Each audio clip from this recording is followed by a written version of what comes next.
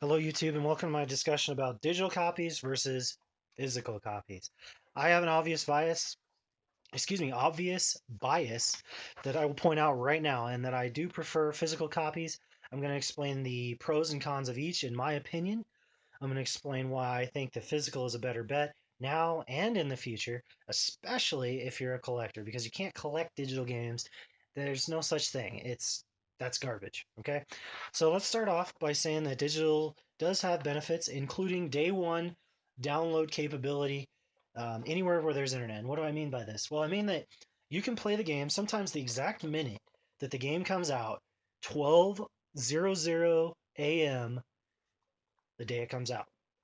For some hardcore gamers, that's what they want. They want to play the exact second it's out. They don't want to drive to the store. They don't want to get up. Basically, they're either lazy or they're hardcore. And digital does implement lazy. It does supplement somebody that is lazy. Another benefit of digital is obvious. You can't ruin a digital copy. If it gets corrupted, if it stops working, if your system dies, you can re-download that copy and play again. Now, I will say that this is true as for today in 2015, December 31st, 2015.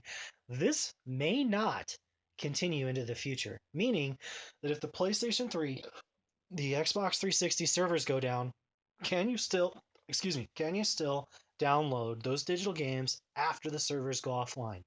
We don't know. I can tell you what happened the generation before that with the Xbox, the original Xbox, and the PS2. They dropped it like a bad habit. It was gone, folks. You could not download anything. You could not play. You could not download. If you had maps for Halo 2 that you downloaded, and for some reason your Xbox failed, or you didn't have access to it, or corrupted, or whatever the case may be, gone forever. You can never get it back. It's gone.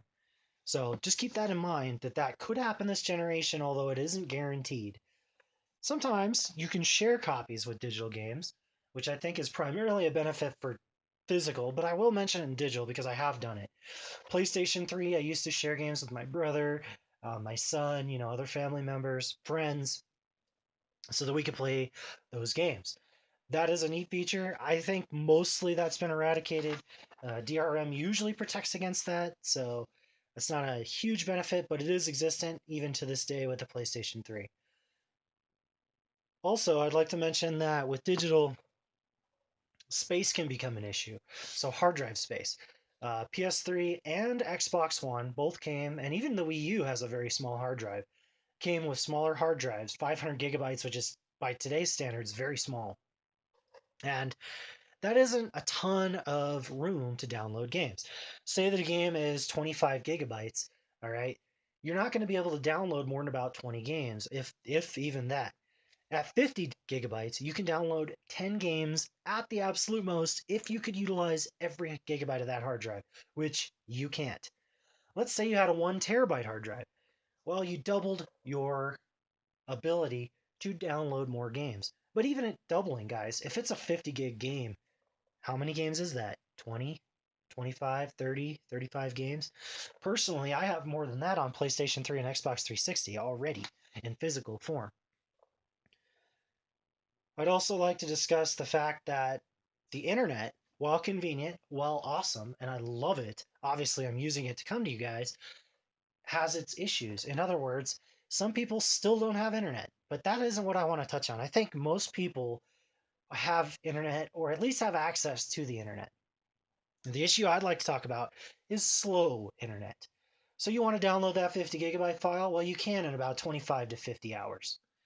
In my case, that's the case. I can't do that. I'm not going to wait that long for a download to complete. That's ridiculous.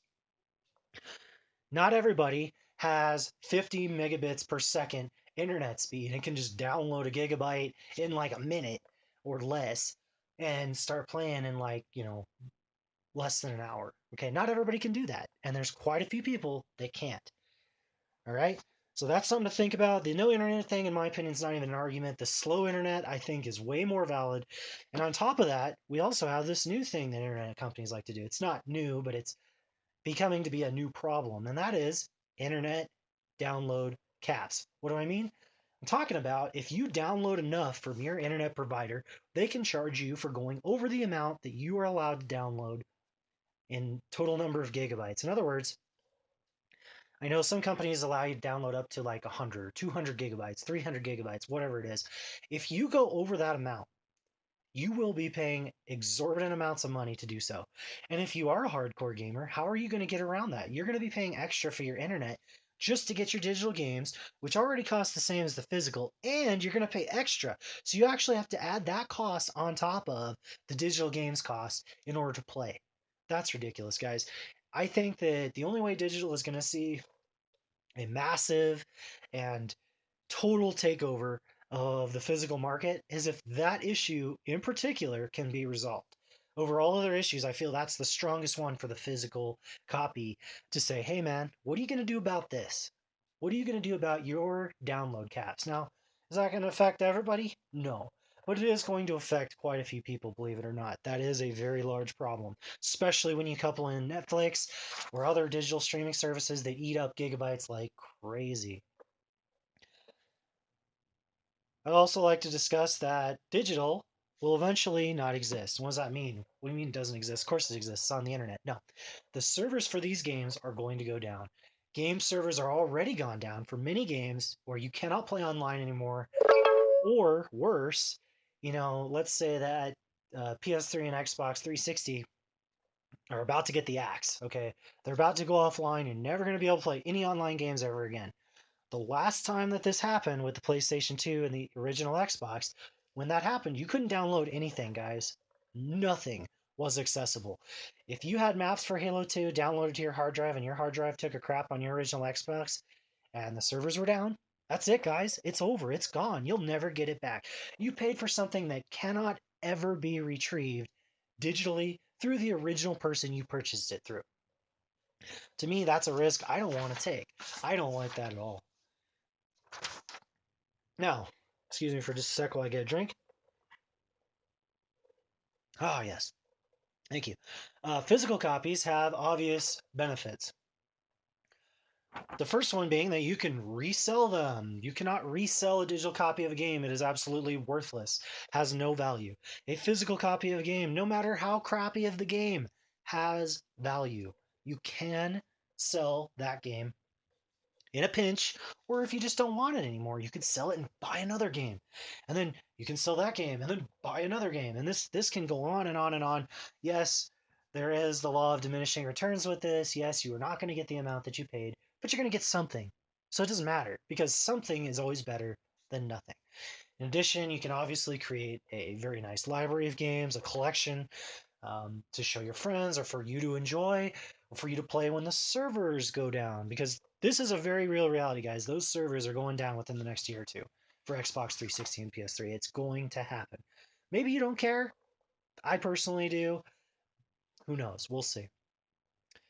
Another benefit is that you can take the physical copy disc and bring it to your friend's house and play it. So you take this disc right here and you take this disc over to your friend's house and you guys play. You don't need anything else. You don't need the internet. You don't need uh, fast download speed. You don't have to have anything. You stick it in his PS4, bam, you're up and running. You're good to go. That is a huge advantage in my opinion. Means he doesn't have to buy a copy either, which is also another thing that could save you money. Let's see, what else do we have? Um, games can be ruined in physical form. This has been true since games came out on CDs. CDs are very easy to scratch. DVDs are extremely easy to scratch. Blu-rays are not. Yes, you can scratch a Blu-ray, but if you do, you're pretty much an idiot. Blu-rays are hard to scratch. They have a hard coating on them so that they are not as easy to scratch. What does that mean? Well, it means that the argument, oh, you ruin a disc. You can ruin a disc, but with PS4, Xbox One, and PS3, and the Wii U, they're all using Blu-rays, guys.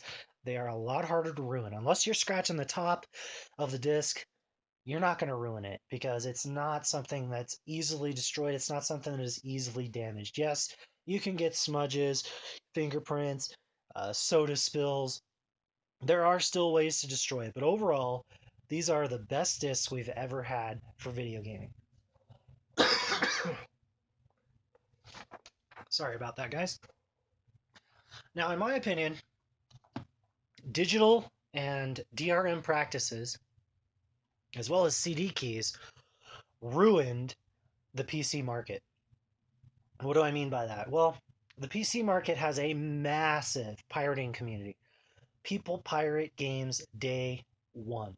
Some people don't give a crap about playing online, or they make their own servers, or something similar, or some other website or whatever will make their own servers, and they're playing the game anyway for free because they stole it. Digital is very prone to this. Very, very prone. And while physical can be copied and sometimes played, mod chips are a perfect example of this. This is not nearly as prevalent in today's world. Digital is way easier to go in and mess with the code. If anybody thinks for even a second that these consoles, Sony, Microsoft, and Nintendo, if they go to digital, if you think that that won't happen to their consoles, you're full of shit. This will happen, guys. If they go full on digital, piracy will go through the roof with these consoles. It will become people's number one mission in life to not only break these consoles, in other words, hack them, or jailbreak them, or whatever you prefer to say, so that they can play pirated games. And that'll literally be a day one exercise. They will be like, oh no, this is just like the PC now. We need to break into this architecture. We need to find out how to do this. We need to find out how to get these games for free. And they will. Believe me, it will happen. It happened with PC. I feel like it destroyed PC gaming in a lot of ways. I feel like that's part of the reason why PC gaming can never truly come back the way that it originally was when I was playing. But the community is large, and PC gaming is gaining more and more resurgence, and it is getting more and more popular now. But the thing is, guys, if they do that with consoles, and I am talking mostly about consoles here, if they do that with consoles, there is going to be an immediate backlash. And that backlash could be permanent, it could destroy them, and maybe even put them out of business. Who knows? The point is, there's no reason to do that because you already have a solution. Physical games. Games that you can, not this, physical games you can actually play. No reason to do that whatsoever. So that's my synopsis or my explanation, whatever you want to call it, for why I prefer physical over digital. This isn't digital, but there's a code on the back. Games. I don't like them. I don't like digital games. I don't see why anybody would buy one unless there's no other option. I'm not telling you not to buy them. I'm telling you what I feel, what I think is the way to go, what has more value, that's for damn sure, and what in the future could happen if they go down this path. And I don't think that it will be anytime soon that these companies go full digital. I think that whichever company does go full digital first is going to really regret it. There's going to be a massive backlash and a lot of problems. Anyway, guys, have a good one, and I'll catch you later.